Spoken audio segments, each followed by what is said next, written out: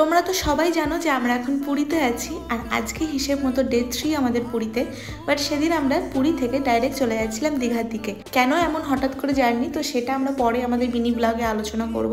সেদিনের জার্নিটা বেশ সকাল সকাল শুরু হয়েছিল, তো সকালবেলায় কিছু খেয়ে বেরোয়নি। রাস্তাতে দেখলাম প্রচুর ডাব বিক্রি হচ্ছে, সেখান থেকে একটা ডাব খেয়ে নিই আর তারপরে রাস্তার পাশের একটা ধাবা থেকে আমরা সেদিন ব্রেকফাস্টটা কমপ্লিট করি। ধাবাতে পৌঁছেই আমরা খেয়েছিলাম মায়ের প্রসাদ, পাশেই পুজো হচ্ছিল। তারপরে আমরা অর্ডার করি রুটি, তার সাথে হচ্ছে ভেজ সবজি। তো মোটামুটি ব্রেকফাস্টটা কমপ্লিট করে আমরা ওখান থেকে আবার জার্নি শুরু করি আমাদের দীঘা যাওয়ার উদ্দেশ্যে। রাস্তায় আমি একটা বিস্কুট খেয়ে নিয়েছিলাম। জার্নিটা বেশ অনেকটাই ছিল, প্রায় 6-7 ঘন্টা আমাদের লেগে গেছিল পুরী থেকে দীঘা যেতে। দীঘাতে পৌঁছে সরাসরি হোটেল বুক করে আমরা চলে যাই লাঞ্চ করতে পাশেই একটা হোটেলে। অর্ডার করেছিলাম নর্মাল ডিম ভাত থালি। আর রাত্রেবেলা দেখতে পাচ্ছ চাঁদের আলো, সমুদ্রটা কত সুন্দর লাগছে। তো সেদিনের ডিনারে ছিল রুমাল রুটির তড়কা, আর আসার পথে রাস্তায় একটা আইসক্রিম খেয়ে নিয়েছিলাম। আজকের জন্য এই অবধি, পরের ভিডিওতে অনেক গল্প হবে।